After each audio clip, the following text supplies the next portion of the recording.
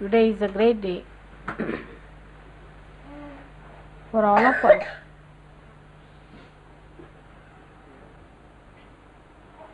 to be jubilant that the primordial being himself incarnated on this earth as Sri Krishna.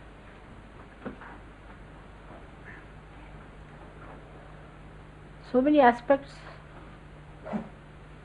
of his being have been described in so many of my lectures to you. But the greatest and greatest of all the aspects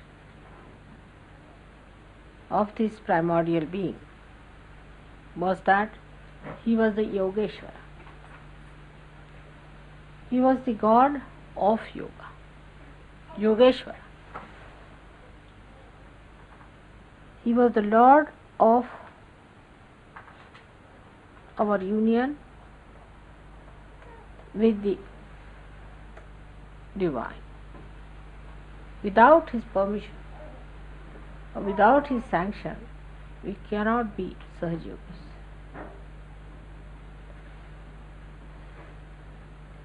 He was Yogeshwara, and a real yogi is a person who gets this Yogeshwara awakened within him.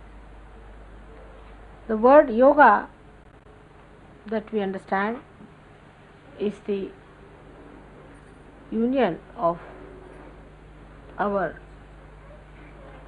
attention with the divine. But still we do not realize the implications. What does it mean? What should happen to us? Of course, you get powers. As soon as you become the spirit, you get powers. One of the powers you get is of collective consciousness. That is also the gift of Sri Krishna. And that you start feeling the collectivity.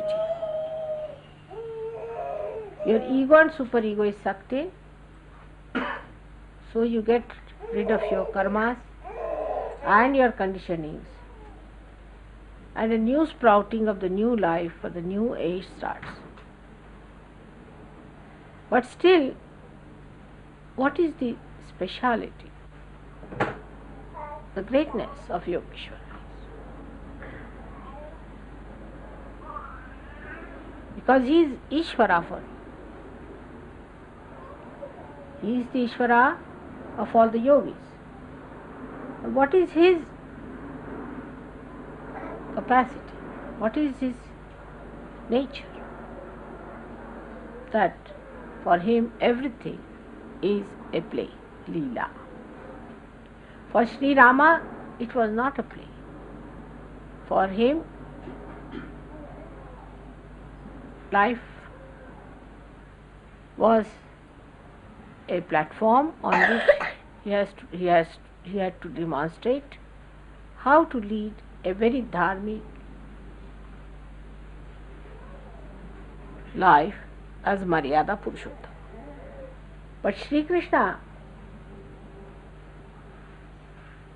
came up to show that he is the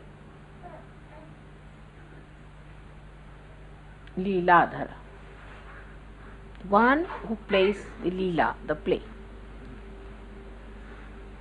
The whole thing is a play. The whole universe is a play. All that is created by Adi Shakti, all these Trigunas is nothing but a play. And that's what he manifested in his own incarnation. But still, what is Yogeshwara? Leeladhara is the one for whom this whole universe is a play, that he is at the axis and for the whole periphery is nothing but a play. Because everything is false.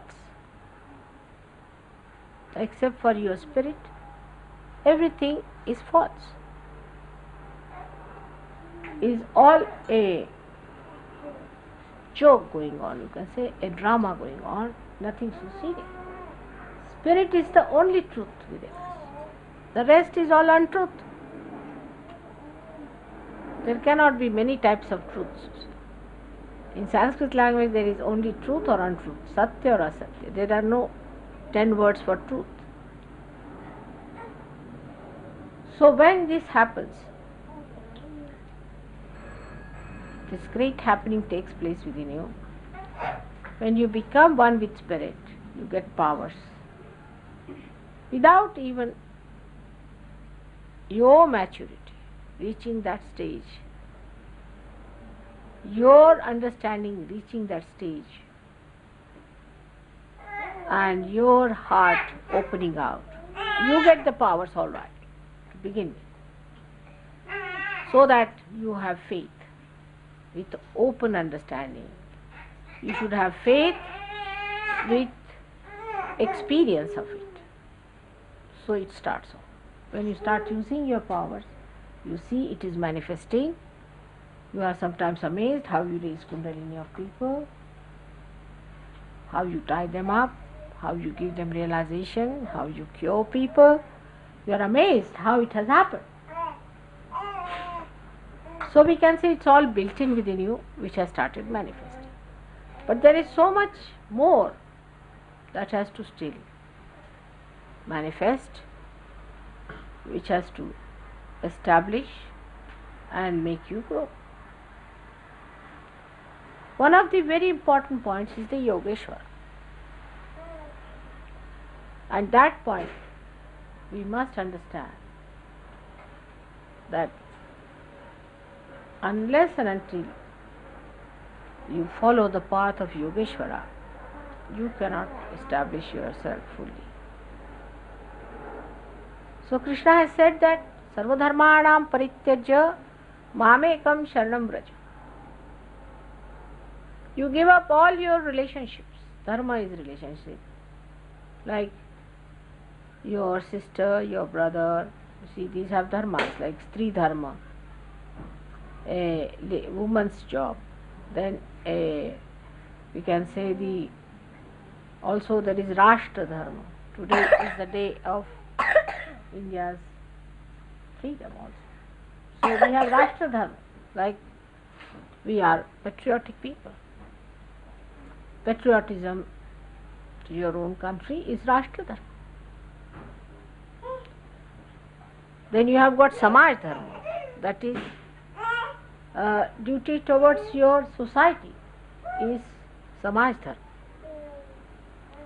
Then you have got Pati Dharma, husband's duties, wife's duties, everybody's duties are called as dharmas, because this is what you have to do, you are duty bound. They form your dharmas. But he says, give up all these dharmas, give up all the duties, just surrender yourself fully to me. Sarvadharmanam parityajya mamekam sharanam. Because you have become now the collective being, now you have become one with him, now he looks after your dharmas, he looks after your relationships, he cleanses them, he purifies them. So you just surrender yourself to him fully. He said it to Sri Arjuna only, not to everyone. He didn't say to everyone. They didn't deserve it. Or he didn't think it proper to say to them. But I think you are proper people to know this. So I am telling you that forget every other duty to every other thing, but do your duty to your collective being, to your collectivity. But he is Yogeshwara. That's the main point. And to do duty to him, first and foremost thing is you have to develop that purity of a Yogeshwara. For him, sublimation was not needed. He was sublime. He was the source of sublimation. He did not need sublimation from baser instincts of human beings. He did not need anything to be done to himself, to raise himself out of the mire, as I call it. Especially in the West, as you know, we have created a hell for ourselves, real hell. All kinds of perverted ideas are within us. To a Yogeshwara, this is nothing but Maya, absolutely filth. Never comes into his that such things are possible. They are shocking. On his birthday, I would say, if today is his birthday and if he was born as he was at that time, he would have gone back immediately. He would have said, no sorry, I have nothing to do. Had enough. And that too, if he had met the Western culture, he would have been shocked back. He said, oh God, no, nothing doing. I am not coming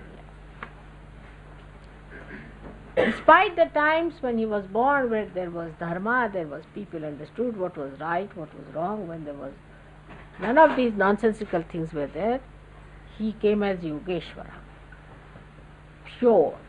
The story of his about him is that once his wives wanted to go.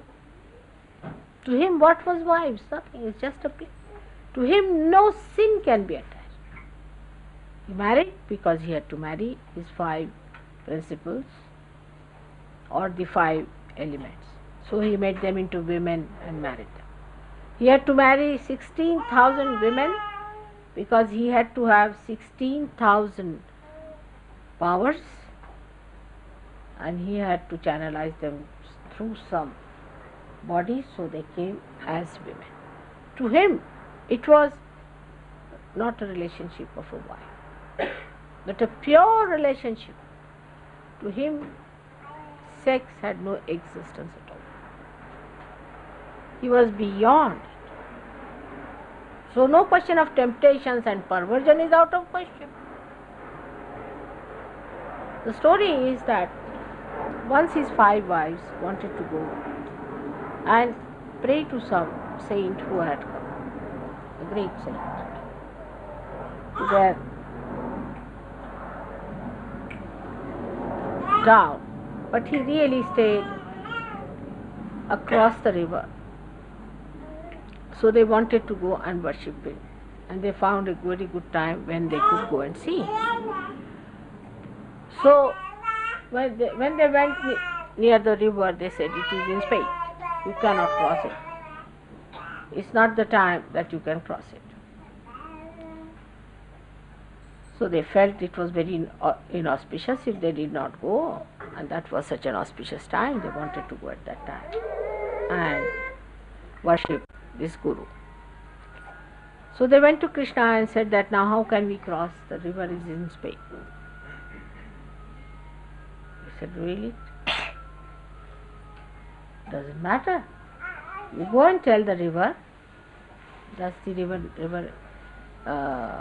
Yamuna river was there. No, not Yamuna, I'm sorry, Tapi river. He said, go and tell the river that if we have a husband who is Sri Krishna, is a Yogeshwara. That means who never indulged into any sex activity with us. Yogeshwara means a person who has never indulged into any sex relationships. That's not possible. One cannot think of such a thing. Means though he indulged, he never indulged in it. Though he was in it, still he was not there. Like a lotus.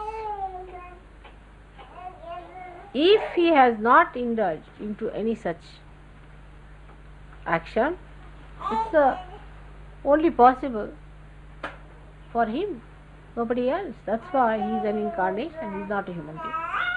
Only incarnations can do it. If some human being starts saying that I am Sri Krishna, so I am doing this and I am doing that. Like, you see, there are many bombastic ones, must have heard about them. They do not become. It's only an incarnation can do it.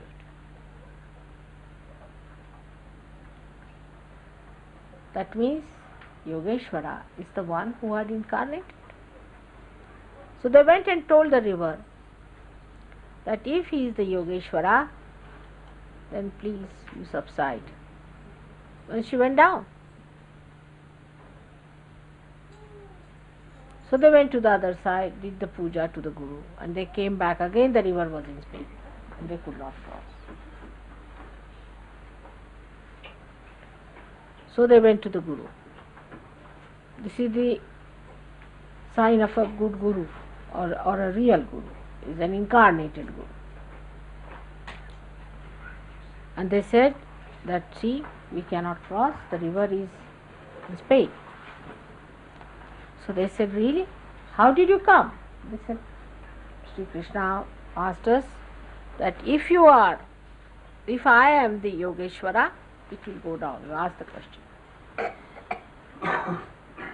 And he said, all right, you go and ask the question. That if I am the Mukta,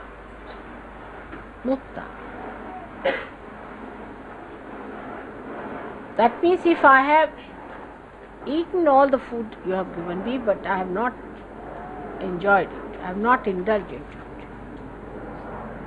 then let the river subside. They went and told the river.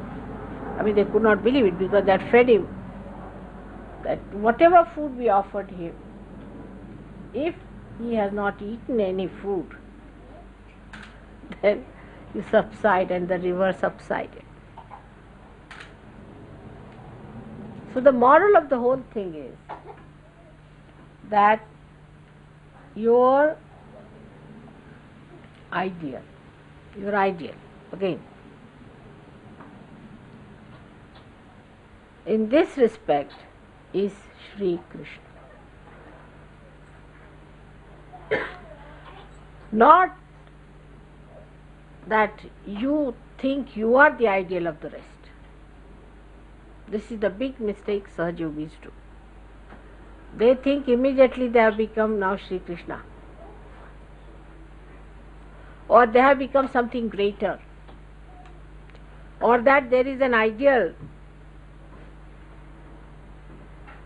that they have imbibed within themselves. It's not so.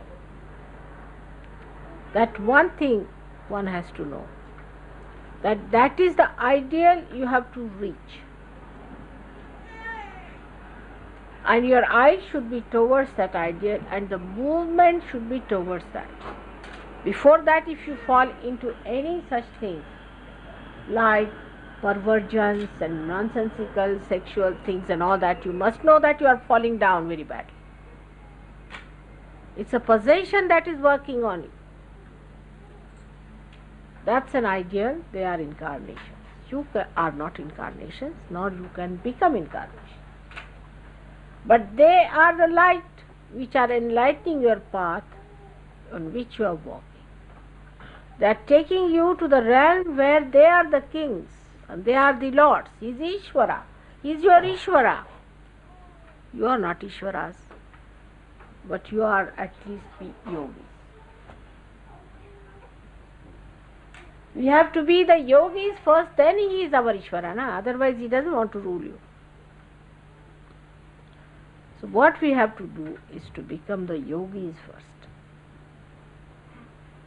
And one of the signs of a yogi is that he is in his sex life extremely pure.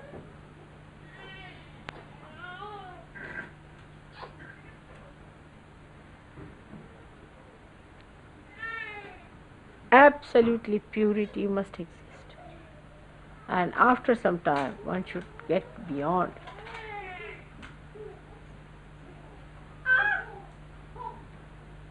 Your relationships with other people, whether it is your sister or a brother or any other woman or any other man, there should be complete purity. And this is extremely important. Now, in the countries like India, people are extremely corrupt, very corrupt, extremely corrupt. You can give them 5 rupees and you can buy anybody there. It's very corrupt, money-wise. But people are not so immoral. They know it is immorality. They know. If they do immoral things, they know it is not immoral. In the West, immorality has become a general rule. For them, immorality word should vanish now. It doesn't exist like immorality. Do anything, whatever you like. People don't think of immorality. They don't want to talk of it. It's Victorian. And if somebody says that one should be moral, they start saying he's an hypocrite. They cannot think there can be any connection between human beings and morality in a genuine way. This is big problem we have. It's the biggest problem we have. Now, corruption is something you can avoid, because if you are not corrupt, it's all right, you can be. But immorality is such a thing that if you live in an immoral world, it has effect on everyone. For example, a moral woman is walking on the road and there's a man full of lust and all that looking at her. In any way, she loses her chastity. She doesn't mean to attract him or anything, she doesn't want to lose her chastity. But the way he is looking at her, you see, though her simple methods are there, she may be responsible in a distant way to ruin his chastity, his morality.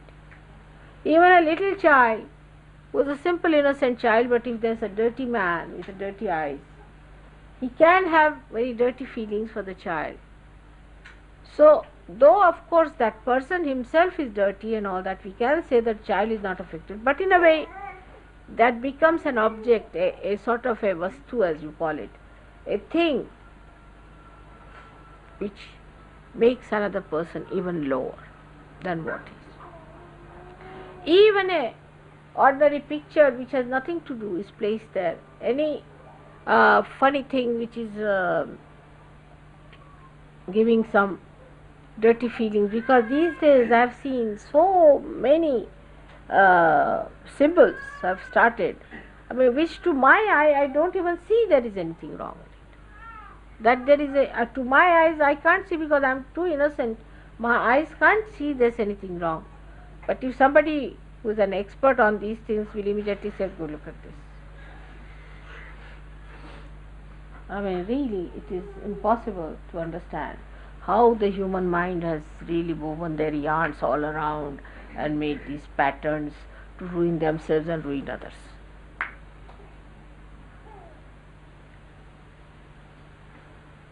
So, to worship Yogeshwara,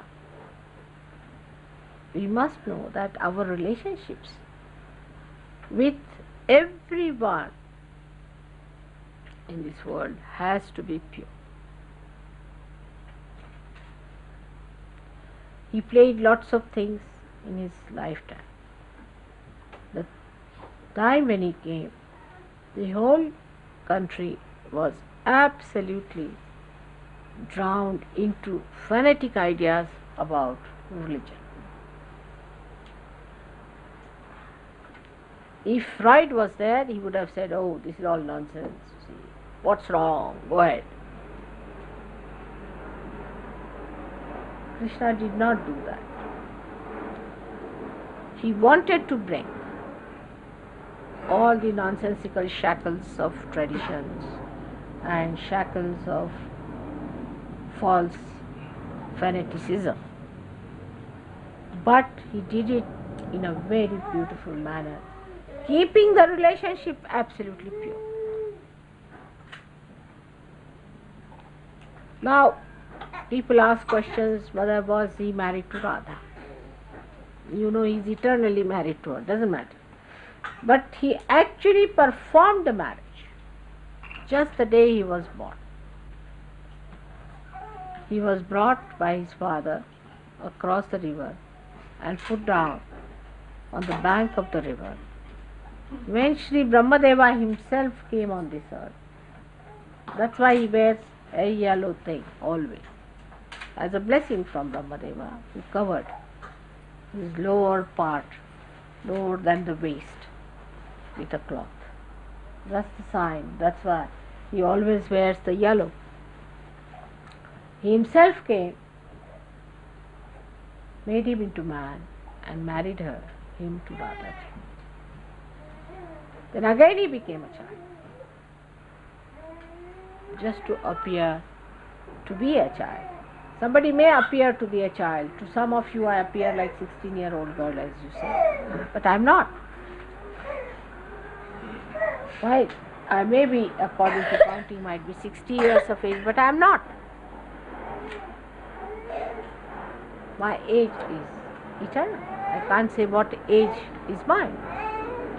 It could be 2-year-old or it could be absolutely ancient. It could be anything. So, in his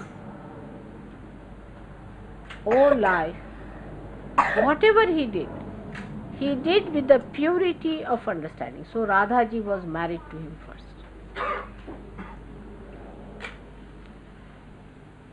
And afterwards, when he came as a child, when he was a child, he did all kinds of pranks and things. It was nothing but sahaja. It was not sitting like this and seriously telling about things, but with little bit here and there, he tried to improve their chakras and raise their kundalinis. Of course, realization was not possible in a game. You cannot do it. Supposing I just play about with you, you cannot get your realization, because at the Sahasrara stage, you have to completely recognize. It has to be a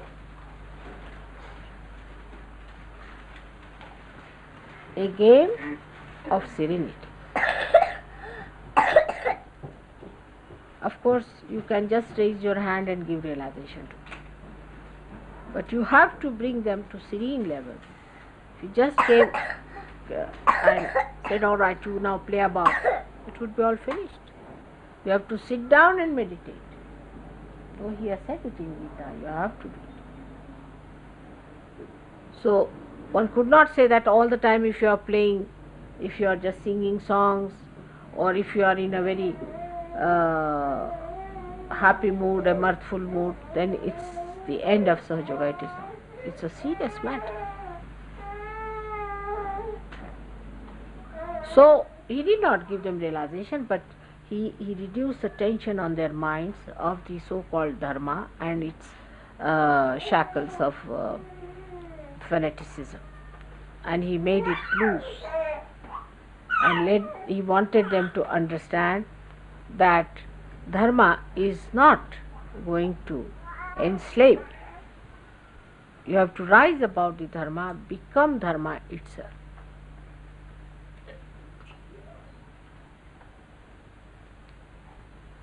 But Yogeshwara is to be worshipped with pure heart. In this atmosphere, it's difficult, I know. You just go out and you see a horrid thing there. You open any page of the magazine, there's another horrid thing. Anywhere you advertise me, the next page I turn, I find a discotheque nonsense going on there. I mean, what can you do? You can't just help it. And all this is on. I mean, if you look at it, how gross, dirty, filthy the whole thing. To add to problems, psychologists have come forward. They themselves are affected by their methods and everything. They are so possessed. And their sense about morality is absolutely in complete confusion. No doubt about it. You know Freud, what happened to him? He was having relations with his mother. He couldn't even understand. I mean, imagine what a adharmi he must be, horrible, wretched fellow, he did not even have that purity to understand relationship with a mother. I mean, imagine, it is such a clear-cut background of this man shows how wrong he must have been. Because what was in him? Such filth, such dirt, that he could not even look at his mother with clear. Must be all mud in his eyes, or I don't know what he must be like to see things like that. You are shaking with my vibrations all day. Now, when we think of him as Yogeshwara, that means we are yogis and he is our Ishvara. Ishvara is to be praised. Dhyayati. You have to praise. You have to praise him for his quality as Yogeshwara, because he is your Ishvara. So you have to praise him. Now what praise can we give him? Today he is born. What should we do on such a great occasion when he is born? We have to decide that he is our Ishvara. He is the Ishvara aspect. And if he is our Ishvara, then we have to cleanse our attitude towards sex, towards the gross way of life that we have developed, to just shun it and throw it away. Absolutely. There cannot be compromise on that. Otherwise you cannot be a yogi. You cannot be a yogi. You may become very powerful, maybe for a time being, because I play with you. You get ideas that you are very powerful and all that. That's not true. As my name is Nirmala, as my name is purity, you have to be pure yogis. Nobody says you should not marry. Nobody says you should not have proper sex relationships with your wives. That's not true. But that is one thing people may avoid and spoil it. But the other thing, which is the most important, is your attention to be pure of sex attractions, any kind. Your attention should never go to anything like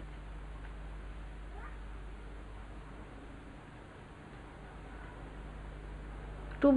You see, to me, I mean, I'm now supposed to be an old lady. I don't see things which normally people see. This is something surprising. See, I see something and I don't know what's happening, and everybody laughs at me in the house. See, they don't understand that how I didn't see the point, or I don't understand these jokes, because the attention never goes into these dirty things, never goes into these things. I can't see till somebody tells me that this is this.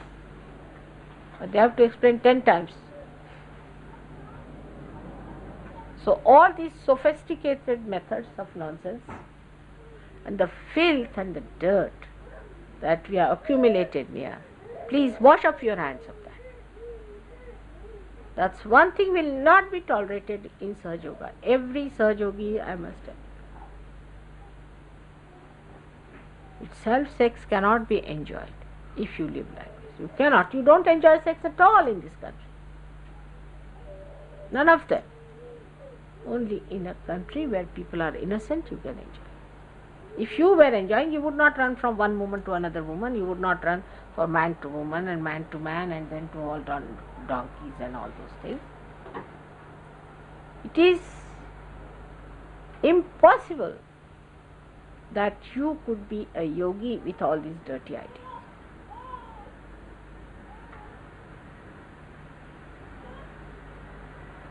And then you cannot mature. Even a normal person won't mature. In India, a person who is about 40 years, he becomes a matured father.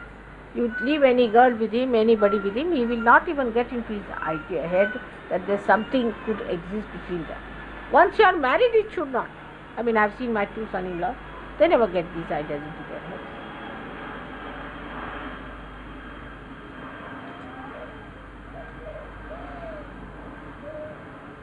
So, try to put your attention into proper train, because your Ishvara is Yogeshwara.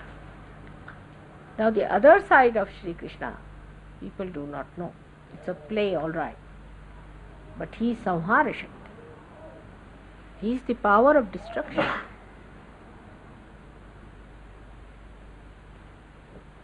It's very good. He is there, comes with everything to protect us. But he also has got Sudarshan Chakra. Sudarshan. Su means auspicious. Darshan is vision. He gives us auspicious visions, you see. If you try tricks with him, that goes round your neck. And then you have auspicious darshans of yourself, that you are hanging in the air somewhere. So, Sri Krishna's methods. On one side, he is Leelamay. He is compassionate. He stands by his bhaktas. He comes on this earth to revive the Dharma. If the Dharma goes down, he comes to uplift it. Yada yada hi dharmasya. Wherever there is the decline of Dharma. But Dharma doesn't mean only corruption. It doesn't mean only honesty and dishonesty. Basically it means Muladhara.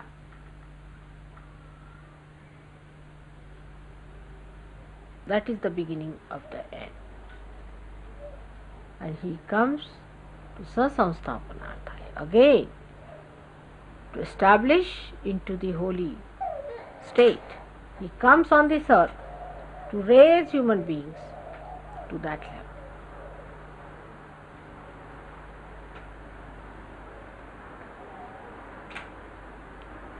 This is what he does.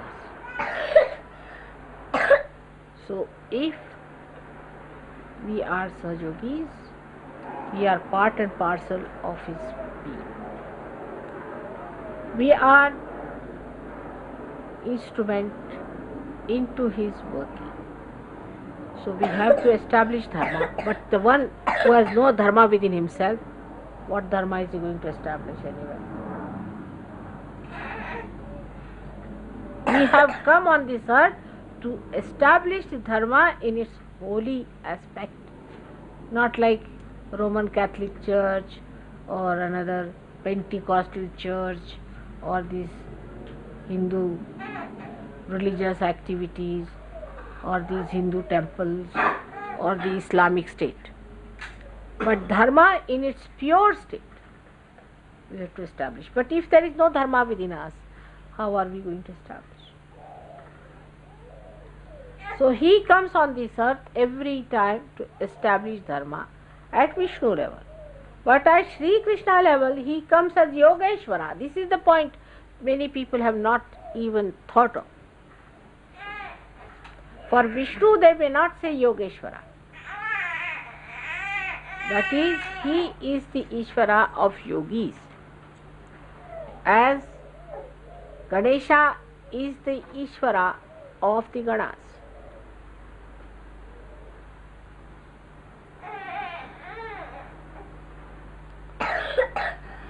Is the Ganapati looks after the Ganas. And he is our Ishvara. That is, we have to have him as our ideal. With the understanding that today is the day, in the night, about 12 o'clock. Now must be about 12 o'clock in India also, about that. So it matches. He was born at this time, in the night. because it was real night, symbolically, under horrible circumstances, came at a time when his own birth was very dangerously placed. He was saved, and then in his very childhood he killed Rakshasas.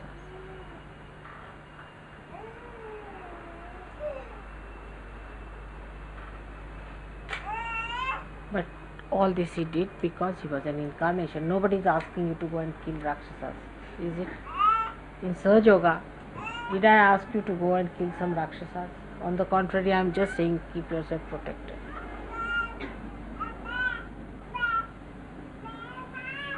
There was a Rakshasin who came, her name was Putana, and she wanted to put poison through her breast. And she took the child and started nursing. It was a little baby.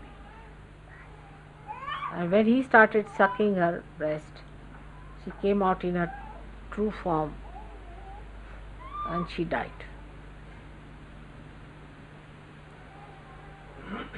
Because he was, after all, he was an incarnation. Can any one of us do that?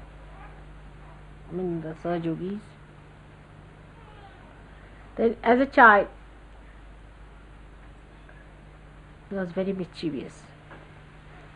So he ate some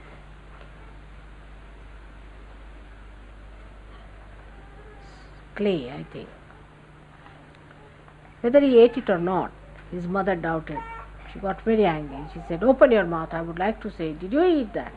When he opened the mouth, she saw a complete universe moving in his throat, because Vishuddhi Chakra. She saw, because she could see, she had power to see, she could see. Not everybody can't see that. Those who have powers can see. We don't even have the powers as much as she had to see the universe.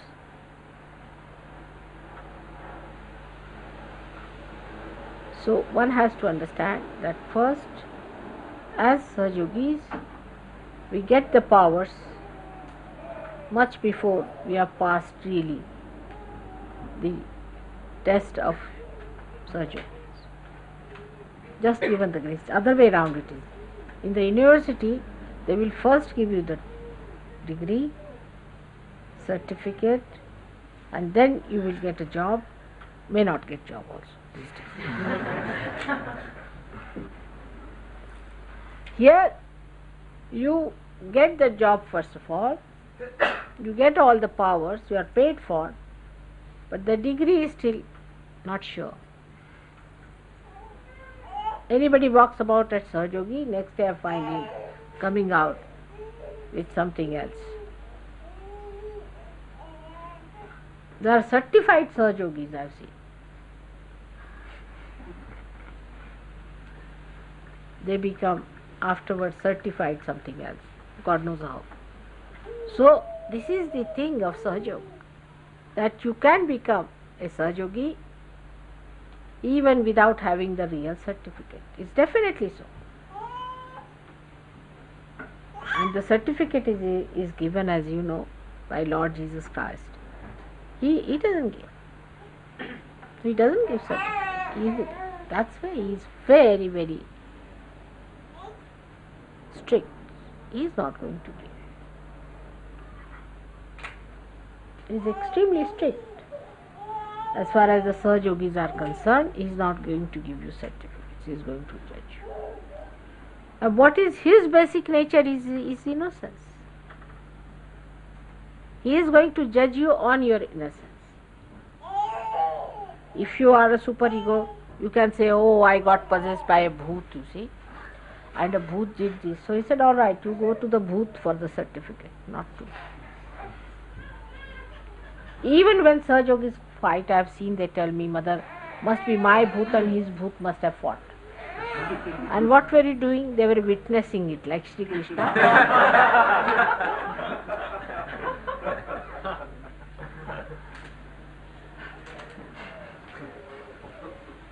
with all these things happening,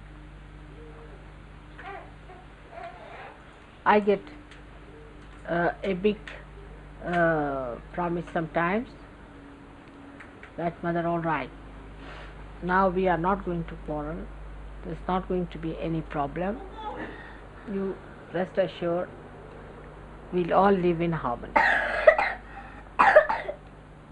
Then suddenly I find that somebody is fighting for a bathroom or for a soap or something like that. That's not for a Sahaja Yogi to behave. First of all, you have to be a satisfied person, a person of great dignity and forbearance. Otherwise, what are you going to bear?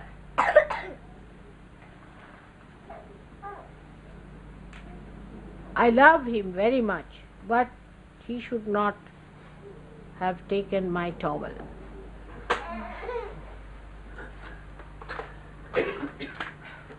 For small things, if you go on insisting,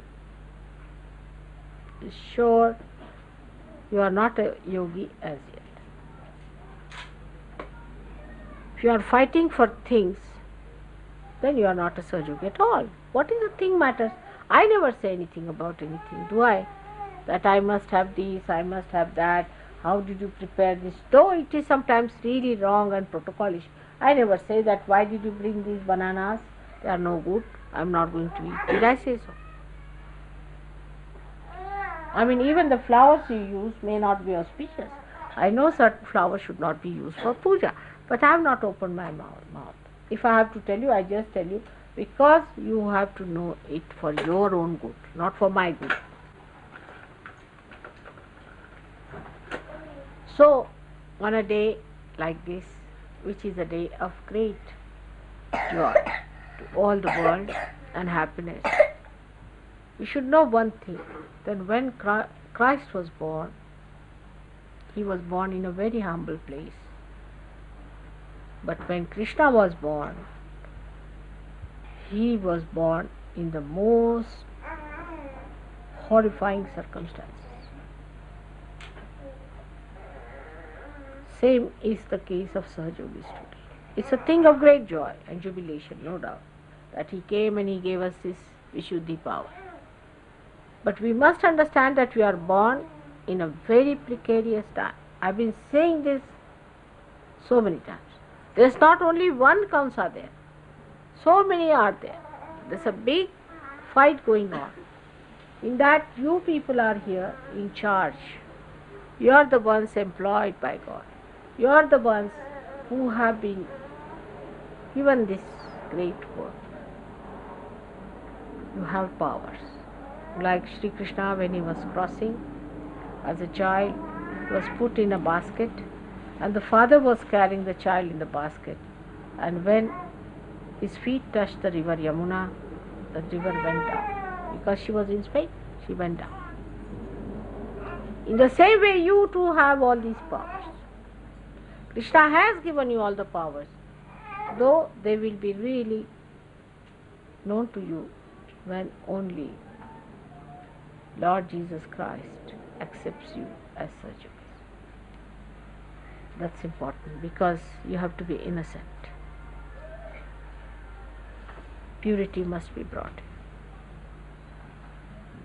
Last time, on this great day, we had 16 marriages. They came out well, most of them. Not all, but most of them were very good.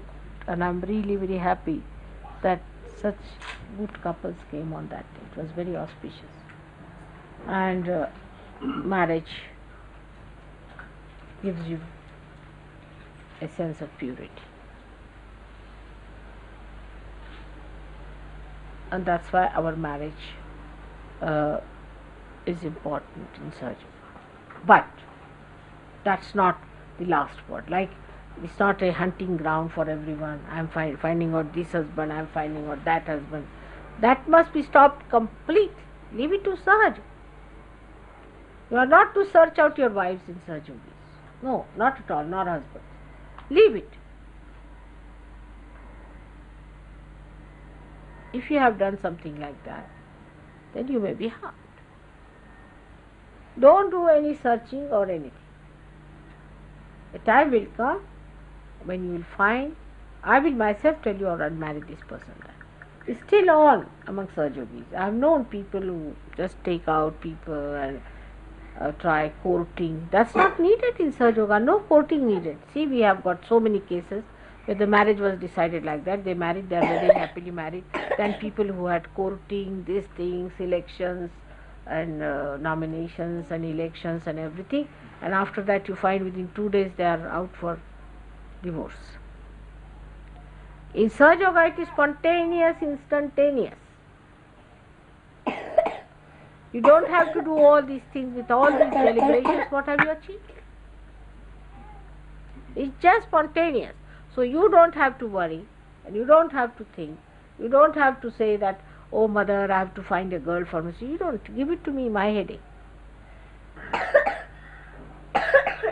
But once you are married in Sahaja Yoga, you must know what it means. And both of you must work it out properly. And it is for the good of everyone, should be good for everyone. It's got a goofing of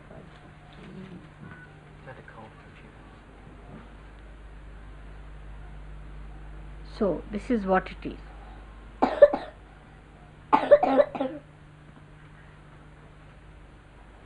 And I would say that on this day, let us take one vow.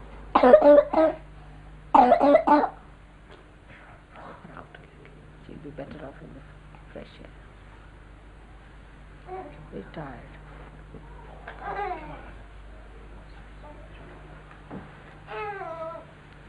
She'll be better off in the...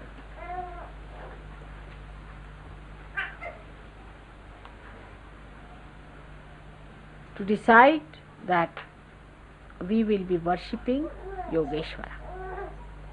We have to worship him. Means our relationships about these things has to be clean. We should not get involved into it. It's nothing important. It's just like having your food. You have to be with your wife, the need of the body. But you don't eat on the roads, do you? You don't eat from the dirty plates, do you? You want to have a clean plate. You want to have a plate which you have used yourself. Your own plate. That should be clean. If you could have a cleaner plate you would like to have, if you can get a silver plate you would like, if it is even a golden plate is even better. In the same way, we should also have a very pure understanding that it is the need of the body which can be very subtle. So let us not just go on shopping for it everywhere, looking out, oh this is that, this one, that one, then discard this. It has to come to you specially. And all great things happen suddenly, always. The more deliberations you will have, the worse it will. So don't form ideas, don't plan about it, it will happen. It's not so important. That will give you a lot of purity. Your ego will be perfect. I know of someone whom nobody wanted to marry. And when I suggested someone who agreed with great difficulty, she said, I don't want to marry. It's funny. It is very funny that the way our ego is working out, because you see, when we are looking at another person for marriage or anything, we are not thinking of Yogeshwara. We don't think that it is Yogeshwara who will do everything for us. We are thinking we have to do it. Alright. So we go ahead with this, that, and spoil our attention completely. Sarva dharmanam parityajya mamekam sharanam vraja. In this part of your decision, if you can leave it to God, it would be better.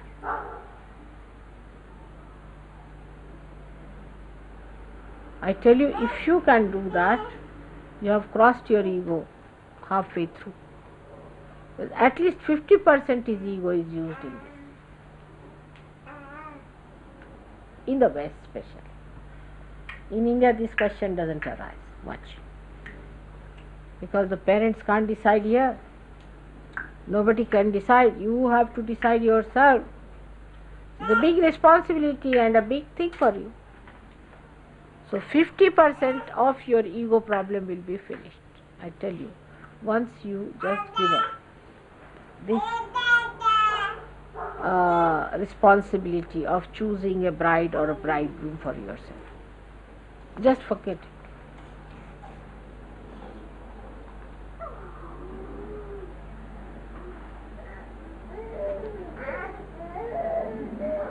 Such a waste of energy, I tell you. When I see people, young people, doing all these things, I wish they could understand the value of their life, the esteem of their life. Their Ishvara is Shri Krishna. He is not Ishvara of everyone.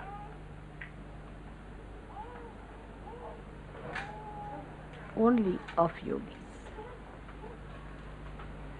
Anybody else who tries to say Hare Rama, Hare Krishna will get throat cancer.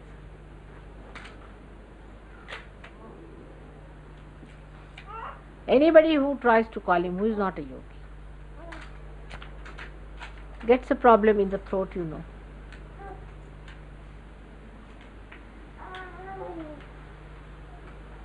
So, he is only available to you. He is only your Ishvara. He manifests only for you. He is your own. He won't act for any Dick, Tom and Harry. Maybe you might be a prime minister, you might be a king or queen. Makes no difference to him. To him only a yogi. Only a yogi can call him. Only a yogi ask for his help.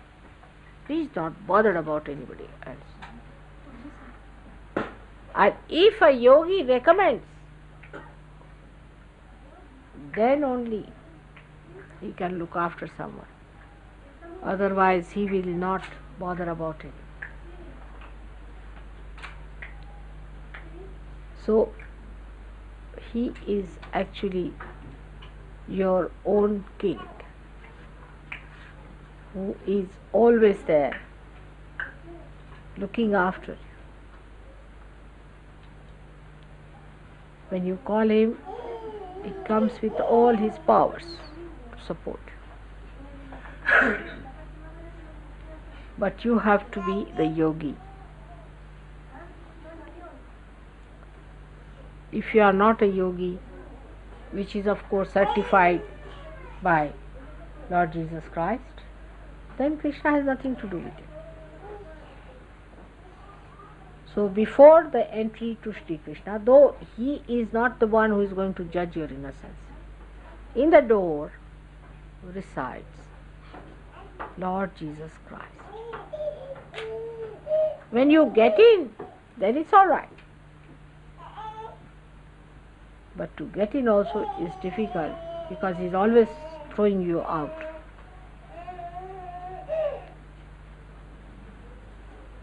Sri Krishna has said that you will be to Jesus, he said, you will be the Adhara, the support of the universe. Means innocence is your support, innocence.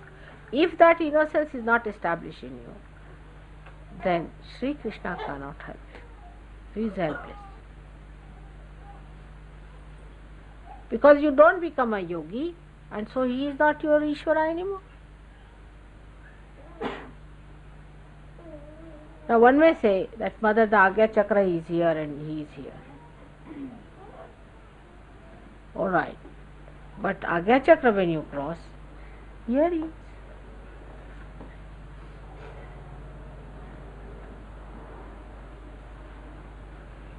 When you cross your Agya Chakra, that means he's sitting there and the Virata is sitting here.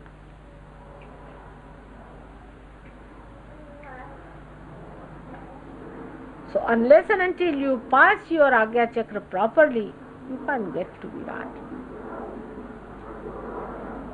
And Yogeshwara is the Virat.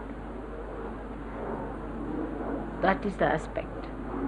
We have to worship. We have to worship. Worshipping doesn't mean that you become that person. You worship me, you don't become me. What do happen when you worship? You surrender. All that is not liked by me. In the fire, in the water, outside, in the elements, you throw them away. And you bring to me your heart. That's what it is, worshipping. In the same way, we have to worship the aspect of Sri Krishna in me, which is Yogeshwara. I am Yogeshwara. Things do not come into my head at all. I don't see things like that. I don't know what is temptation is, what attraction is. I just don't understand. On the contrary, these things repel me, absolutely. I vomit. Even to hear these things, I don't want to open my ears. My ears become deaf. I can't hear these. I can't understand any dirty jokes. I have no brains. My brains refuse to understand. I become a dull person, absolutely. Deaf and dumb. People have written books and books on these things. I don't know what they must be writing. What is there to write in this? So today we have to know that our personal life has to be extremely clean. We face ourselves every moment and find out within ourselves, are we really worshipping Yogeshwara within ourselves who resides within us? Let us develop that purity. Then innocence will be established in our eyes. We will be innocent. The eyes will speak of innocence. What's the use of having eyes which are all the time shifting? You don't know where they are going, wobbling eyes, you see, like this, like this, like this. You can't trust these eyes at all.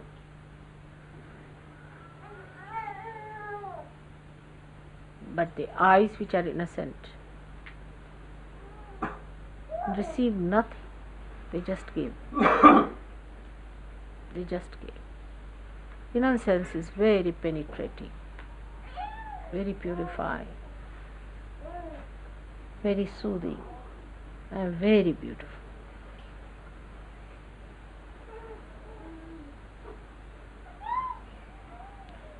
We have to become beautiful people.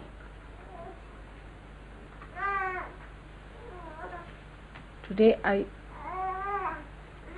said on these things because I am sometimes disturbed the way people don't understand that purity of sex life is so important to Sahaja Yoga, especially in the West. People don't understand. To Indians, this lecture has no meaning. They will think why mother is wasting her energy so much. But because they don't understand. But to me it is very important here. Whatever I have seen and heard and see all around.